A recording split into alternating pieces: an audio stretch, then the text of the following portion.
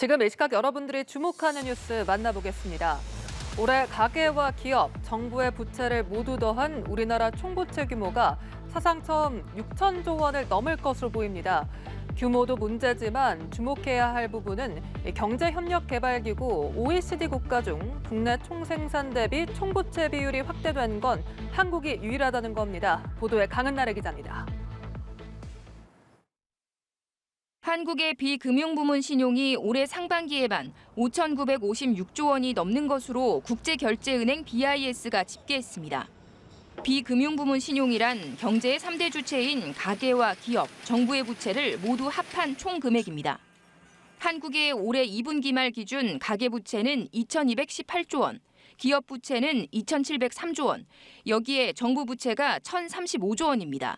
1년 전보다 총 4.0% 불어났습니다. 올해 3분기 집계치는 내년에 나오는데 현 추세라면 이미 6천조 원을 넘겼을 것이란 전망이 나옵니다. 규모도 문제지만 더 주목할 부분은 국내 총생산 GDP 대비 총부채 비율의 추이입니다. 한국의 2분기 말 GDP 대비 총부채 비율은 273%. 비율만 보면 OECD 국가 중 9위지만 1년 새 4.9%포인트 확대된 수치입니다. GDP 대비 총부채 비율이 다른 나라들은 평균 14%포인트 줄었는데 유일하게 한국만 늘었습니다. 최근 한국은행은 내년 경제성장률 전망치를 3차례 연속 하향 조정해 2.1%까지 낮췄지만 사실상 정보통신 분야를 제외하면 1.7% 수준에 그칠 것으로 내다봤습니다. 총 부채가 경제 규모 면에서 훨씬 많기 때문에 우리 경제가 역동적으로 성장하거나 또 회복을 만들기 위한 움직임을 단행해 나가기가 좀 어렵다.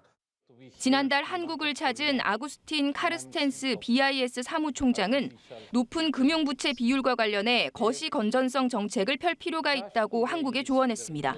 연합뉴스 TV 강은나래입니다. 고령화에 따라 국민들의 간병비 부담이 점점 더 커지면서 간병 지옥이란 말도 나오고 있죠.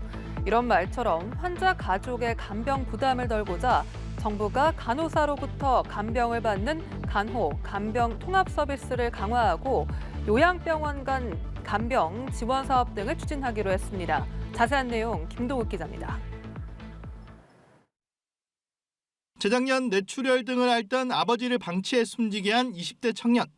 어린 나이에 경제적 부담을 지며 부친을 돌봐야 하는 상황이었지만 결국 징역 4년을 선고받았습니다. 지난달에는 희귀병을 앓던 사실혼 관계 배우자를 간병하다 살해한 60대 남성이 징역 5년을 선고받기도 했습니다. 간병으로 인한 경제적 어려움이 비극적 사건으로 이어지고 있는 상황.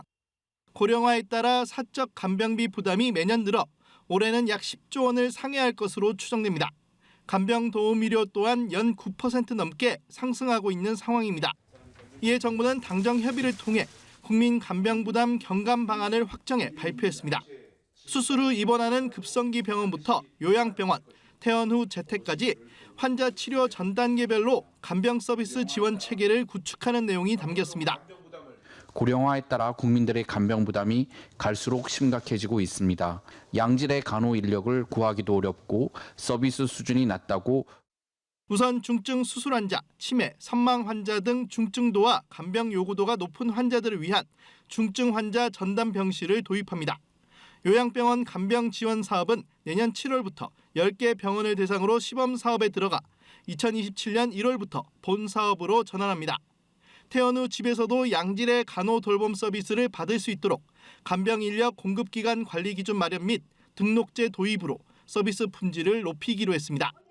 정부는 보조기기 지원을 확대하고 간병 돌봄 로봇을 개발해 복지와 경제 간 선순환 구조도 창출한다는 계획입니다.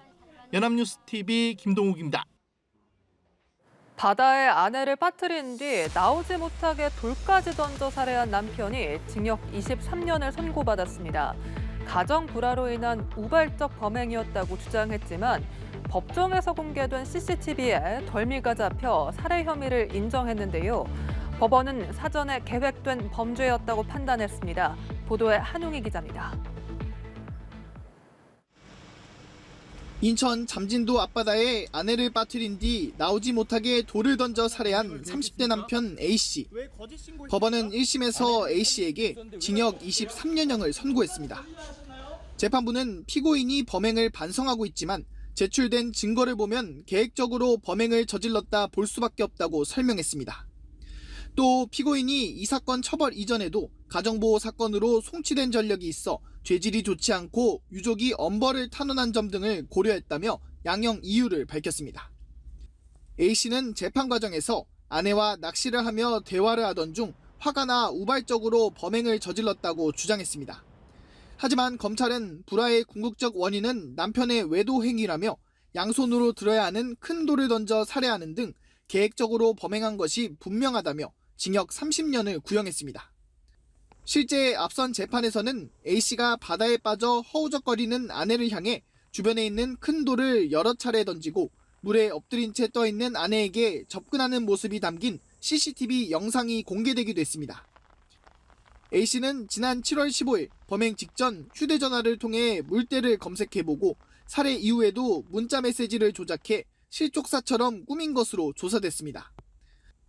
A씨는 범행 직후 차에 짐을 가지러 간 사이 함께 낚시를 하러 온 아내가 바다에 떠내려갔다며 직접 119에 신고까지 했습니다. 하지만 남편의 거짓말은 숨어있던 CCTV에 덜미를 잡혔습니다. A씨는 범행 증거물 제시에 아내와 불화가 있었다며 살해 혐의를 인정했습니다. 연합뉴스TV 한웅입니다. 역대급 한파에 한랭 질환자가 빠르게 늘고 목숨을 잃는 경우까지 발생하고 있습니다. 특히 고령자나 심뇌혈관 질환자 등 고위험군에 주의가 필요한데요. 실외보다는 실내 운동을 해주시는 게 좋고 혈압 변동폭이 커지지 않게 보온에 신경 써서 몸에 무리가 가지 않게 하셔야겠습니다. 최덕재 기자입니다. 이번 달 1일부터 20일까지 3주도 채 안 되는 사이에 추위로 인한 사망자가 나왔습니다. 한랭질환 추정 사망자를 포함한 전체 한랭질환자는 80명을 넘어섰습니다. 특히 강추위는 고령층에 위험합니다.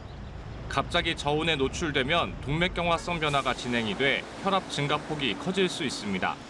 여기다 스트레스가 증가하고 체내 혈액순환에도 지장을 줄 수 있습니다. 외출하거나 운동을 하지 않는 것이 바람직하고 겨울철에 운동량이 부족할 수 있기 때문에 추운 날씨에는 실외보다는 실내 운동이 권장되는데요. 실내 운동이라고 해서 거창한 장비가 필요한 게 아닙니다. 이렇게 계단만 오르내려도 큰 도움이 될 수 있습니다. 추위도 피하고 몸에 큰 무리도 가지 않는 효과적인 방법입니다. 이 밖에도 집안에서 스트레칭을 하거나 간단한 근력 운동을 하는 것도 도움을 줄 수 있습니다. 고혈압이나 당뇨병, 심혈관 질환 등이 있는 경우에도 갑작스러운 추위에 노출되면 위험합니다. 혈압 변동폭이 커지거나 심혈관계에 이상이 발생할 수 있어 주의가 필요합니다. 미지근하거나 따뜻한 물을 자주 마시고 여러 옷을 껴입어 필요하면 벗거나 입을 수 있게 하는 게 좋습니다. 연합뉴스TV 최덕재입니다.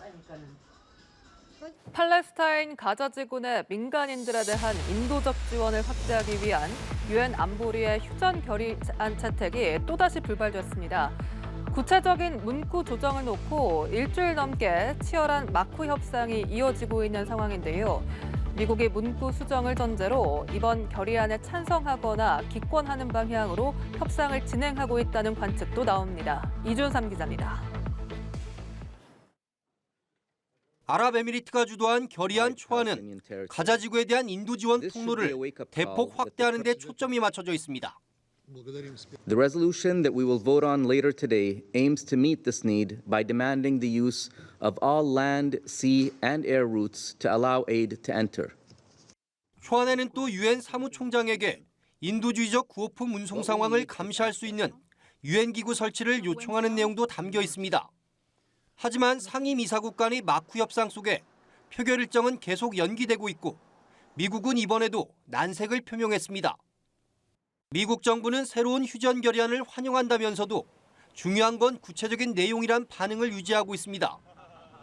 In the conflict between Israel and Hamas, we will continue to focus intensely on our core priorities, helping Israel ensure that what happened on October 7th can never happen again, bringing the conflict to an end as quickly as possible.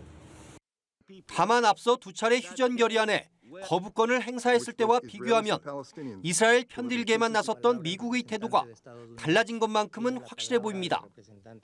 미국은 최근 전투 중단에는 반대하지만 보류는 수용할 수 있다는 입장을 밝혔는데 미국이 문구 수정을 전제로 이번 결의안에 찬성하거나 기권하는 방향으로 협상을 진행하고 있다는 관측도 나오고 있습니다.